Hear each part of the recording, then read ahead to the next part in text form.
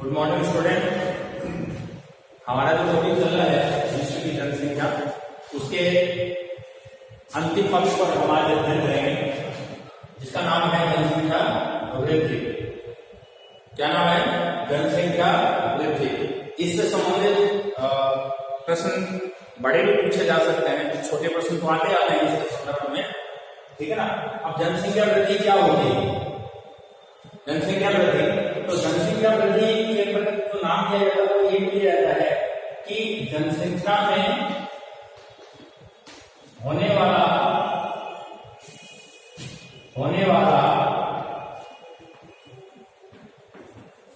परिवर्तन, ठीक है ना।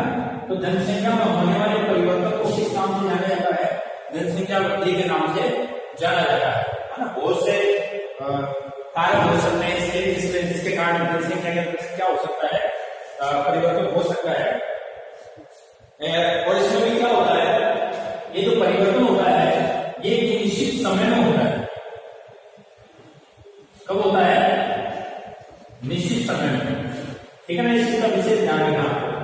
परिवर्तन जो होता है वो एक निश्चित समय में होता है, क्योंकि हम बात कर रहे हैं इसकी जनसंख्या की, ठीक है ना। और ये परिवर्तन वगैरह जो हम देखते हैं कि परिवर्तन कैसे हुआ, कितने बड़े कितने कम होंगे, सारी चीजें जो निर्धारित करते हैं हम, वो किसमें करते हैं? जनगणना में। किसमें करते हैं? जनगणना। बहुत ध्यान से सुना, जनगणना में। और जनगणना जो होती है वो प्रत्येक 10 वर्षों के अंतराल से की जाती है।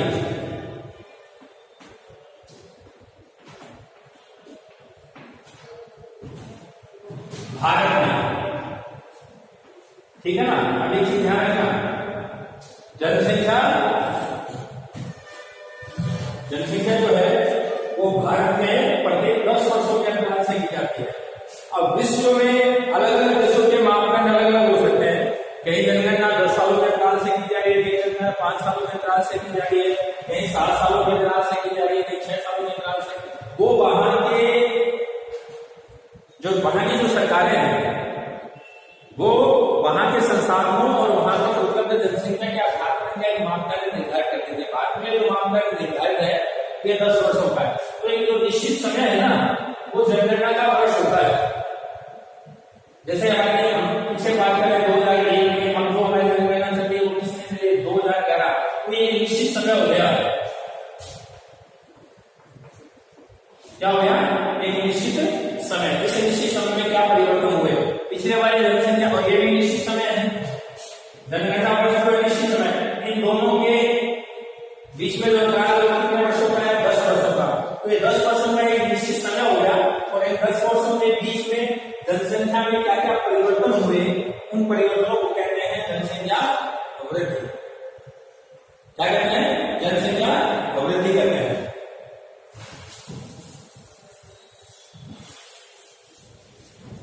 ठीक है ना।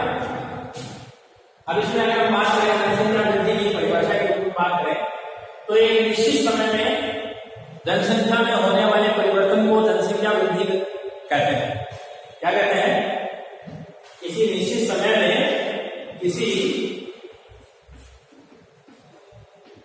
निश्चित समय में जनसंख्या में होने वाले परिवर्तन को जनसंख्या वृद्धि कहते हैं। क्या कहते हैं? जनसंख्या वृद्धि कहते हैं। अगर हम इसको अलग परिभाषा से देखें तो दो समय अंतरालों के बीच, समय के दो समय, जैसे 2011 हो गया और 2001 हो गया, तो 2 समय अंतरालों के बीच, यानी 2 समय हम के बीच का जो अंतर है, अंतराल है, ठीक है ना। तो 2 समय अंतरालों के बीच, 2 समय अंतरालों के बीच जनसंख्या में या लोगों की संख्या में, जनसंख्या में होने वाले परिवर्तन को जनसंख्या वृद्धि कहते हैं। जनसंख्या वृद्धि कहते हैं। 2 समय अंतराल दो समय का मतलब क्या हो गया, जैसे 2001 और 2011 दो समय हो गया। दो समय में किसने ये करा, अंतराल इंटरवल रहा, दोनों में थे अंतराल रहा। ये अंतराल कितने वर्षों का, 10 वर्षों, ठीक है ना। तो भारत में 10 वर्षों का और विश्व में अलग प्रकार के मापा जा सकता है। तो दो समय अंतरालों के बीच,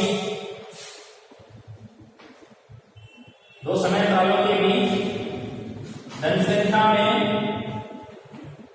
होने वाले बदलाव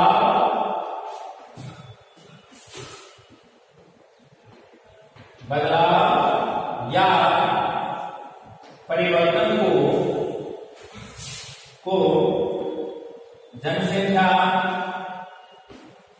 वृद्धि कहते हैं। ऐसे कर सकते हैं। निश्चित समय यही हो गया कि दो समय जो है ना, यही क्या है, किसी निश्चित समय, किसी निश्चित समय का मतलब होगा कि पूर्व जनगणना और वर्तमान की जनगणना, इन दोनों की जनगणनाओं के मध्य का जो समय था, इस समय जनसंख्या में क्या बदलाव आया, क्या परिवर्तन हुआ, उसे कहते हैं जनसंख्या की वृद्धि। ठीक है, इस चीज को ध्यान रखना। अब जनसंख्या वृद्धि दो रूपों में ज्यादा की जाती है। जनसंख्या वृद्धि के प्रकार जो है, मुख्य रूप से दो क्षेत्रों में ज्ञात किए गए हैं। एक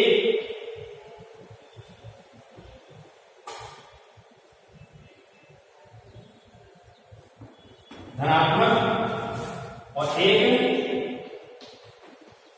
ऋणात्मक, बढ़ना और कम होना। अब बढ़ना और कम होना का मतलब क्या है, पहले धनात्मक की बात करते हैं और फिर ऋणात्मक की बात, ठीक है ना। परिभाषा वही रहेगी, जो हमने परिभाषा पढ़ी है वही रहेगी, केवल जहां धनात्मक का बढ़ोतरी की बात आएगी वहां धनात्मक हो जाएगी, और जहां कमी की बात आएगी वहां ऋणात्मक हो जाएगी। एकदम आसानी से इस चीज को समझ लो आप। ज्यादा बड़ी परिभाषा एक ही याद करके आपको, दो समय अंतरालों के बीच जनसंख्या में होने वाले परिवर्तन से अगर जनसंख्या में बढ़ोतरी होती है तो वो जनसंख्या धनात्मक जनसंख्या वृद्धि कहलाएगी। बात समझ आ गया आपके। किसी निश्चित समय में किसी निश्चित स्थान पर जनसंख्या में होने वाले परिवर्तन से उस स्थान की जनसंख्या में अगर बढ़ोतरी होती है तो वो जनसंख्या धनात्मक वृद्धि के अंतर्गत आती है। और अगर किसी निश्चित समय उस स्थान में जनसंख्या में होने वाले परिवर्तन से उस क्षेत्र की जनसंख्या में पिछली जनगणना की अपेक्षा इस वर्ष जनसंख्या में कम हो गई है तो वो क्या कहलाएगी, ऋणात्मक जनसंख्या। और इसमें एक चीज और ध्यान रखना कि लगभग जितने भी विकासशील देश हैं उसमें धनात्मक और अविकसित देश हैं, उनमें क्या है, अल्पविकसित मान लो, विकासशील स्थिति में मान लो, ठीक है ना, उनमें क्या जनसंख्या वृद्धि दर धनात्मक स्वरूप में आ रही है। और जो विकसित देश है उनमें कौन सा स्वरूप आ रहा है, ऋणात्मकता का, ठीक है। तो बहुत से विकसित देश जो है वहां मानवीय जो शक्ति है वो कम हो गई है। तो मानवीय शक्ति को बढ़ाने के लिए यहाँ की सरकारों के द्वारा, विकसित देशों की सरकारों के द्वारा वहां की जनता को जनसंख्या बढ़ाने के लिए प्रोत्साहन किया जाता है, ठीक है ना। और हमारे विकासशील देशों में, भारत जैसे देशों, पाकिस्तान, चीन, जापान वाले देशों के अंदर क्या है कि जनसंख्या बढ़ रही है, इसलिए रोकथाम करने के लिए लोगों को प्रोत्साहित किया जाता है। दोनों में यह समानता पाई जाती है, ठीक है ना। तो धनात्मक और ऋणात्मक, अब दोनों का मैं थोड़ा सा एग्जाम्पल दे देता हूं आपको।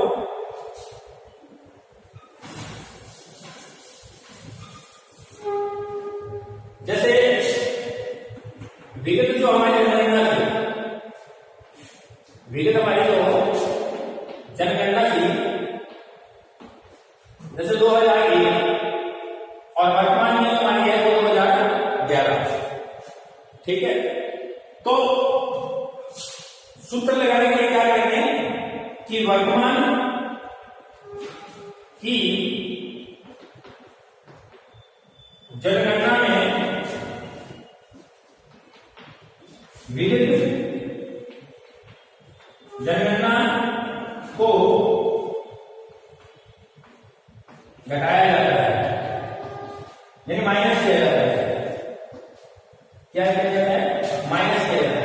तो अब धनात्मक और ऋणात्मक की बात अगर करें तो जैसे मान लो 2001 में 20 व्यक्ति थे और 2011 में 25 व्यक्ति हो गए। तो देखो जनसंख्या में इस अंतराल में ये जो ग्राफ है, इस अंतराल में यानी जो भारतीय संदर्भ में तो 10 वर्ष का अंतराल है, तो 10 वर्षों के काल में इस जनगणना से इस जनगणना के यानी इस समय से इस समय के बीच में 5 व्यक्तियों की क्या हो गई है? बढ़ोतरी हो गई, यानी परिवर्तन दिख रहा है ना आपको। एक का 20 लिखा हुआ है, एक का 25 लिखा हुआ है, तो इसका मतलब है 20 होते तो कोई परिवर्तन नहीं था, लेकिन यहाँ 20 और अगले वाले में क्या हो गया? 5 हो गए, तो ये 5 प्लस हो गए। इसका तात्पर्य यह हुआ कि जनसंख्या में जो परिवर्तन हुआ वो धनात्मक वृद्धि हुई। क्या हुई? धनात्मक वृद्धि। और इसी के संदर्भ में अगर बात करें, जैसे मान लो यहाँ 20 व्यक्ति थे और अगली वाली जनगणना से जनसंख्या में अगर बात करें तो कितने व्यक्ति हो गए? 15 व्यक्ति हो गए, कुछ भी रह सकते हैं, 15 व्यक्ति हुए, ठीक है ना। तो इसका मतलब है कि पहले वाले से यहाँ व्यक्ति क्या हुए? कम आए। तो इसका तात्पर्य क्या हुआ कि वृद्धि जो है उसमें कमी हो गई, उसमें क्या होगी? कमी। तो ये वाला जो स्वरूप कहलाएगा वो कहलाएगा ऋणात्मक जनसंख्या वृद्धि। क्या कहलाएगा? ऋणात्मक जनसंख्या वृद्धि। ठीक है। दूसरी चीज, जनसंख्या को हम दो तरीके से प्रदर्शित करते हैं, एक निरपेक्ष वृद्धि और एक वृद्धि दर। दर का मतलब हो गया यहाँ किसी चीज को अगर हमें प्रतिशत में दर्शाना हो तो उसको हम दर बोलते हैं, ठीक है ना।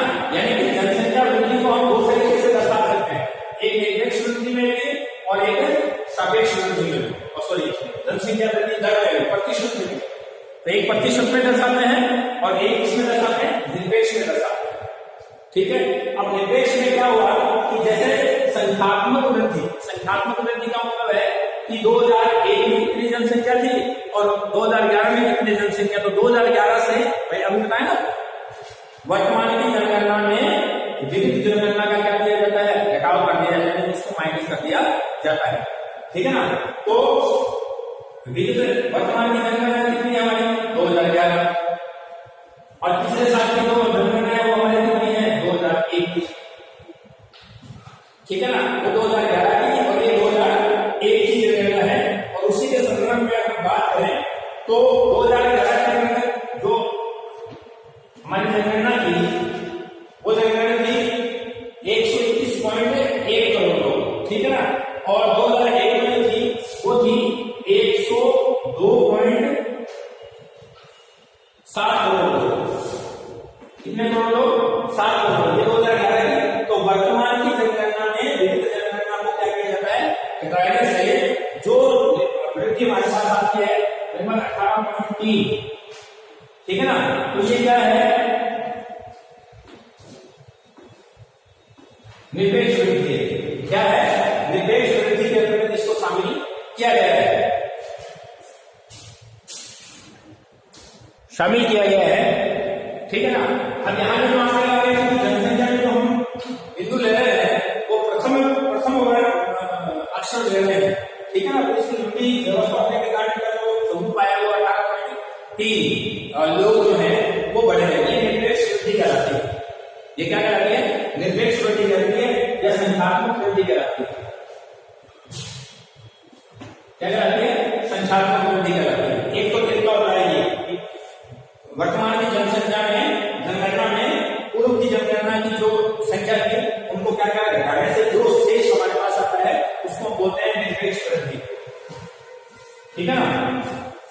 क्या करते हैं? निरपेक्ष। हमने भारतीय संदर्भ में इसका उदाहरण लिया है, ठीक है। अब दूसरा जो इसका पार्ट आ रहा है वो आ रहा है वृद्धि दर या प्रतिशत। वृद्धि दर या प्रतिशत। अब प्रतिशत के हिसाब से आपको मानना पड़ेगा कि प्रतिशत अधिकतम कितना होता है, 100% होता है, ठीक है ना। तो प्रतिशत करने के लिए जो हमारा स्वरूप रहेगा वो कितना रहेगा, 100% रहेगा। अब हमारे जो पिछली जनगणना है, ठीक है ना, तो इसमें क्या किया जाता है कि जो निरपेक्ष हमारे पास वृद्धि आती है जो 18.3, इसमें आप देख सकते हो निरपेक्ष वृद्धि बटे विगत जनगणना की जनसंख्या गुणा 100। अगर सूत्र पूछे आपसे तो निरपेक्ष वृद्धि, ठीक है ना, निरपेक्ष वृद्धि और विगत जनसंख्या जनगणना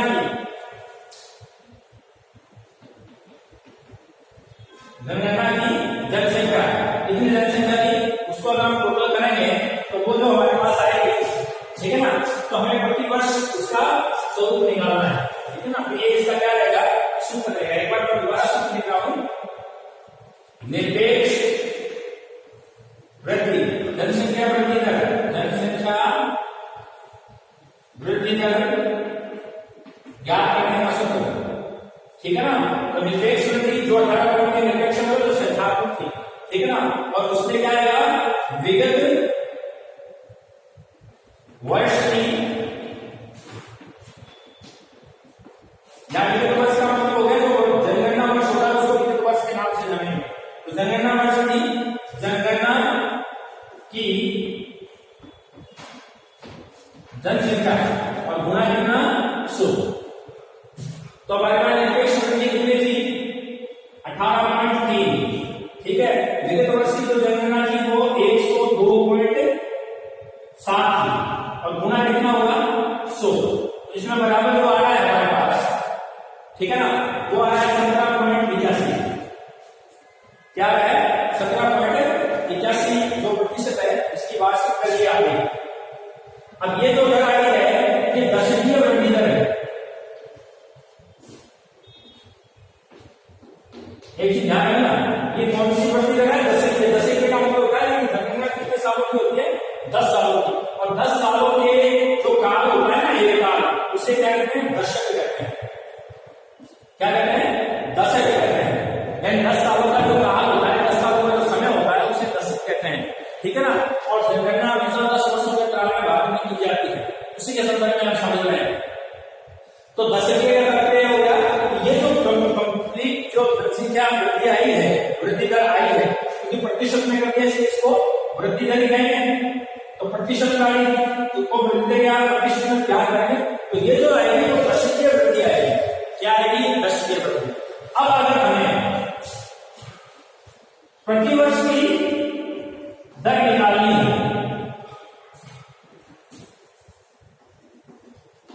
प्रतिवर्ष की दर निकालनी है, तो क्योंकि 10 सालों का है तो प्रतिवर्ष के हिसाब से 10 का कर देंगे। तो जो हमारे पास टोटल प्रतिशत आया है इसमें 10 का कर देंगे, भाग दे देंगे, तो 1.87 प्रतिशत जो है वो प्रतिवर्ष की दर हो जाएगी।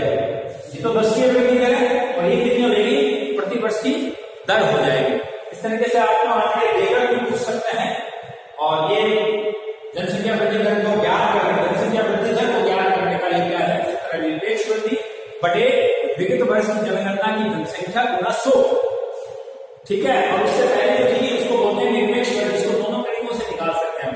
जनसंख्या वृद्धि को निरपेक्ष यानी पहले वाली वर्तमान की जो जनगणना है उसमें विगत जो जनगणना है उसकी जनसंख्या को घटाया जाता है, वो जो शेष रहता है उसको कहते हैं निरपेक्ष वृद्धि।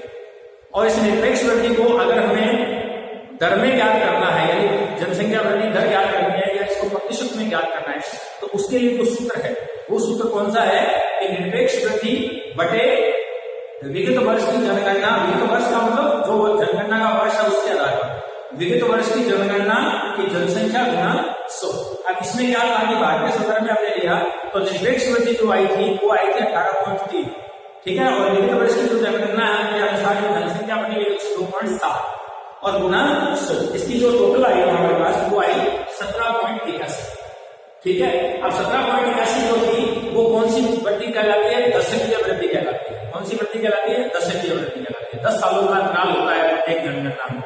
ठीक है ना। अब हमें प्रतिवर्ष की ज्ञात करनी है, तो प्रतिवर्ष की ज्ञात करने के लिए जो प्रसिद्ध वृद्धि दर आई उसमें 10 का भाग दे देंगे, तो प्रतिवर्ष की जनगणना दर भी निकल के सामने आ जाएगी और वो होगी 1.7 तो इस तरीके से जनसंख्या वृद्धि दर को ज्ञात किया जाता है।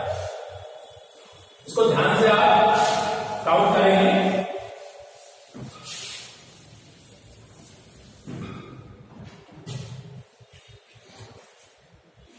जनसंख्या वृद्धि का अगर हम ऐतिहासिक पृष्ठभूमि में जाएंगे, जनसंख्या वृद्धि दर कैसे हुई, किस तरीके से हुई, ठीक है ना।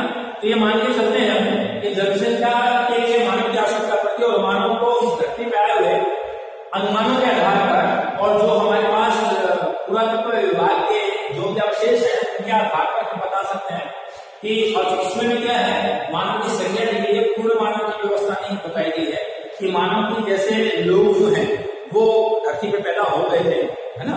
तो उसके आधार पर अगर इसका काल माने तो 20 लाख से 10 लाख वर्ष का काल इसका माना जाता है। 10 लाख के बाद में धीरे धीरे इसके विकास की संकल्पना आगे बढ़ती गई है और सभ्य मानव की बात करें तो 5 से 10,000 साल पहले सभ्य मानव की संकल्पना इसमें शामिल हो गई, ठीक है ना। तो अगर हम जनसंख्या वृद्धि दर की बात करें तो प्रागैतिहासिक काल की बात करें, इतिहास से पहले की बात करें हम, इसमें हमारे पास साक्ष्य नहीं है, केवल अनुमानों के आधार पर जब हम उनकी बातें कर रहे हैं, केवल जो हमारे को चीजें मिली है उनका अनुमान लगा के ऐसा हुआ होगा, ऐसा हुआ होगा, उस काल को कहते हैं प्रागैतिहासिक। इतिहास वो होता है जो हमारे पास सभी लिपिबद्ध लिखे हुए जो साक्ष्य हैं वो इतिहास है। जो हमारे पास सभी लिखे हुए साक्ष्य हैं वो इतिहास है, और उससे पहले जो हमारे को कोई वस्तुएं मिली है उनका अनुमान लगा के जो चीजें हमने लिखी है वो इतिहास प्रागैतिहासिक काल के नाम से जानते हैं, ठीक है ना। तो प्रागैतिहासिक काल में जनसंख्या वृद्धि दर ये सतत चलने वाली क्रिया है। सतत का मतलब होता है लगातार, तो सतत चलने वाली प्रक्रिया के अंतर्गत है। इसका तात्पर्य यह है कि आज जितनी जनसंख्या है, लगभग आंकड़े ये बताते हैं कि 2013 के आंकड़े इसमें 714 करोड़ लोग विश्व के अंदर है। जो हमारे पास WRB है ना, WRB world reference bureaus of population के अकॉर्डिंग यूनाइटेड स्टेट के द्वारा वाशिंगटन डीसी से निर्धारित करता है, उसका अनुसार 2013 में 714 करोड़ लोग हैं। तो ये 714 करोड़ प्रागैतिहासिक काल में भी नहीं थे, लेकिन उस समय से लेकर और वर्तमान की स्थिति के अनुसार इसकी क्या हुई है, वृद्धि हुई है। उस काल से लेकर और जनसंख्या का क्या हुआ है, लगातार विस्तार हुआ है। तो प्रागैतिहासिक काल की अगर हम बात करें, इतिहास के बारे में बात करें, तो जनसंख्या का जो स्वरूप आता है उसमें पहले जनसंख्या बहुत कम, कुछ ही हजारों में जनसंख्या थी। उसके पीछे रीजन ये था कि व्यक्ति था वो अपना झोंपड़ी जीवन व्यतीत करता था, जंगलों में रहता था, है ना। जलवायु के प्रभाव इसको होते थे, भूखमरी रहती थी, है ना। जीव जानवरों से सुरक्षा नहीं पा सकते थे, इसलिए इनका जीवन बहुत कम था, ठीक है ना। संतति उत्पन्न करने की प्रक्रिया के अंतर्गत इनको इतना ज्ञान नहीं था, तो धीरे धीरे इसमें लगातार वृद्धि होती गई। अगर हम बात करें जैसे जैसे मानव के लिए परिस्थितियां उत्पन्न होने लगी, जनसंख्या वृद्धि में बढ़ोतरी होने लगी। मानव जैसे जैसे अनुकूलता की तरफ आने लगा, है ना, उसको कृषि के लिए उपयोगी भूमि मिलने लगी, ठीक है ना, खाने के लिए अच्छा आहार मिलने लगा, रहने के लिए अच्छी जगह मिलने लगी, सुरक्षात्मक दृष्टि से वो मजबूत हो गया। तो इन सभी चीजों से क्या हुआ कि धीरे धीरे उसको स्थायित्व आने लगा, उस स्थायित्व के आधार पर ही जनसंख्या में लगातार क्या होने लगी, वृद्धि होने लगी। तो जनसंख्या वृद्धि की बात अगर हम बात करें,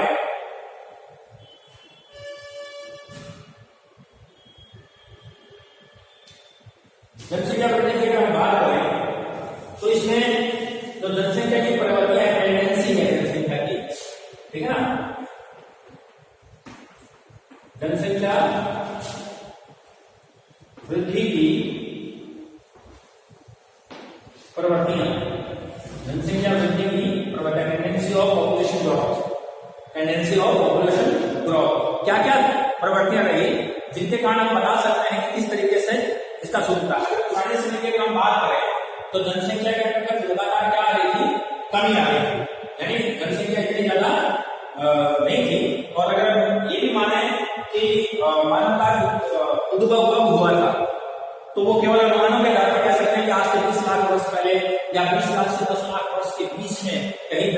मानव का क्या हुआ था, उद्भव हुआ था।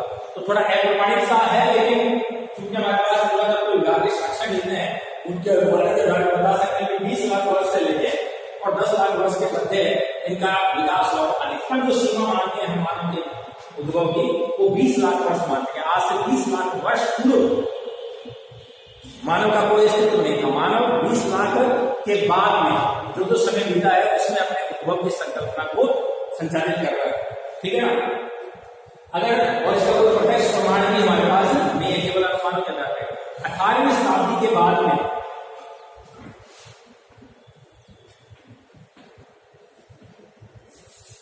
18वीं शताब्दी जो है गणना के हिसाब से अगर बात करें, उससे पूर्व तक की अगर बात करें तो सारी सिस्टम जो था वो अनुमान के आधार पर था। और उस समय हम कह सकते हैं कि मानव जो था वो भटके जीवन में था और जनसंख्या कुछ ही हजारों में थी,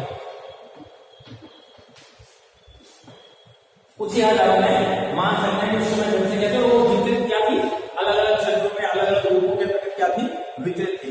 और जिस तरीके से वितरित थी उसका कोई एक पर्टिकुलर क्षेत्र नहीं था कि यहाँ ज्यादा है और यहाँ कम है।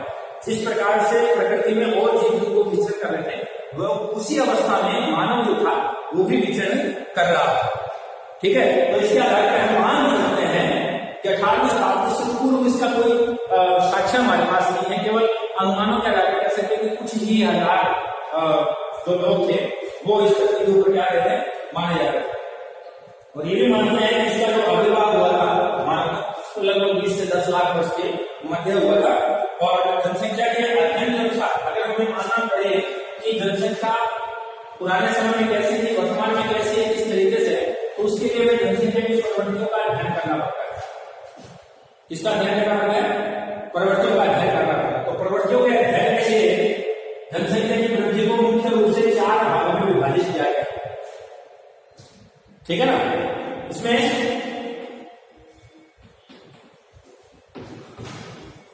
पहला जो काल है वो प्रागैतिहासिक काल है। कौन सा काल है, प्रागैतिहासिक काल है। दूसरा जो हमारा है वो प्राचीन काल है।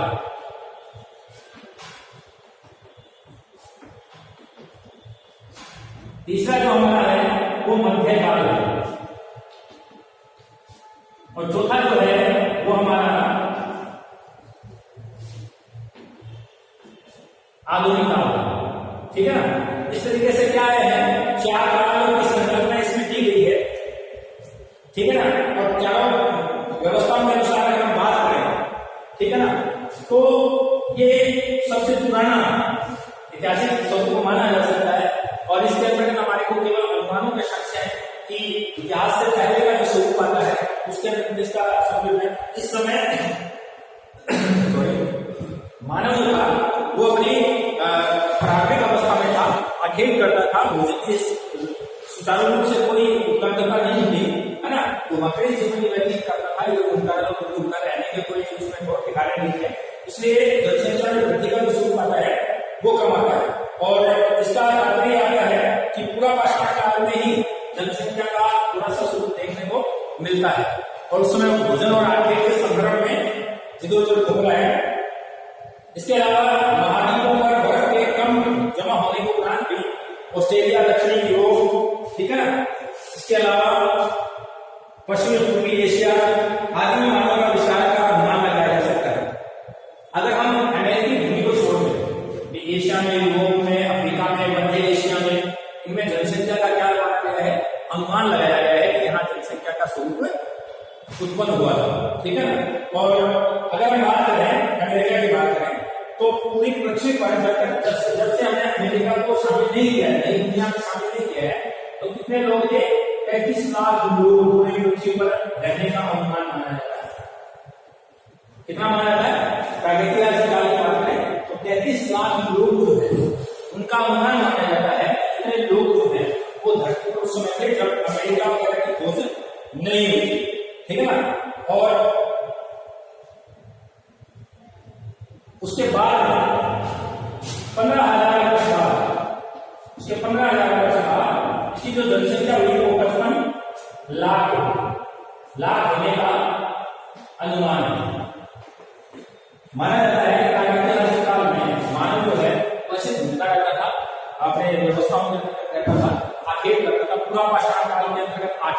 भोजन की उनको साक्ष्य मिले, इस तरीके से वो घुमकर जीवन व्यतीत करता था। इसके अलावा यूरोप है, मध्य यूरोप है, मध्य एशिया है ना, आपके क्या नाम उसका, दक्षिणी एशिया है, ठीक है ना, इन क्षेत्रों में जनसंख्या का जमाव देखने को मिला। तो ये माना जाता है कि प्राकृतिक ऐतिहासिक काल के अंतर्गत लगभग जब अमेरिका की खोज नहीं हुई थी, अमेरिका की खोज होने से पहले पूरी पृथ्वी के ऊपर कितना माना जाता था, शामिल नहीं किया गया, अमेरिका महाद्वीप को शामिल नहीं किया गया है, केवल एशिया, अफ्रीका और एशिया, इन तीनों महाद्वीपों को क्या किया गया है, इसमें शामिल किया गया है। तो उस समय माना था कि 33 लाख लोग थे और उसके 15,000 वर्ष बाद में 15,000 वर्ष बाद में लगभग जो लोगों की संख्या हो गई थी वो 35 लाख 55 लाख के करीब हो गई थी। ये प्राकृतिक ऐतिहासिक काल की संख्या में माना जाता है, ठीक है ना। इसके अलावा दूसरा जो काल माना जाता है वो काल माना जाता है, जैसे नाम से बता रहा हूं, दूसरा जो काल माना जाता है वो माना जाता है प्राचीन काल।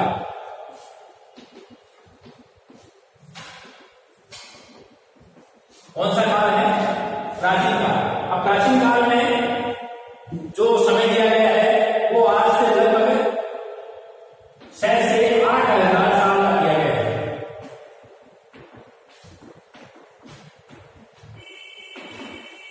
आज से 6 से 8,000 साल पूर्व का जो समय है उस समय को किसके अंतर्गत दिया गया है? प्राचीन काल के समय दिया गया है। इस समय मानव जो है वो कृषि करने लग गया था, ठीक है ना, स्थायी रूप से निवास करने लग गया था, नदियों के क्षेत्र में जो मैदानी क्षेत्र थे वहां पर निवास करने लग गया था, पशुपालन करना इसने शुरू कर दिया था, ठीक है ना। धीरे धीरे धीरे सभ्यताओं का इसमें विकास हो गया था। तो सभ्यताओं के विकास के कारण जनसंख्या लगातार क्या होने लगी? बढ़ने लगी। इसमें आपकी जितनी भी सभ्यताएं, सिंधु घाटी सभ्यता है, मेसोपोटामिया की सभ्यता है, बेबीलोनिया की सभ्यता है, चीन की सभ्यता है, ठीक है ना, ये सारी सिंधु घाटी की सभ्यता है। ये सभ्यताओं के लगभग हम मानते हैं कि वो 6 से 8,000 साल पूर्व की जो समय है उसको प्राचीन काल मानते हैं जनसंख्या वृद्धि का। और इस समय जो जनसंख्या 55 लाख थी वो प्राचीन काल में आते आते लगभग 20 से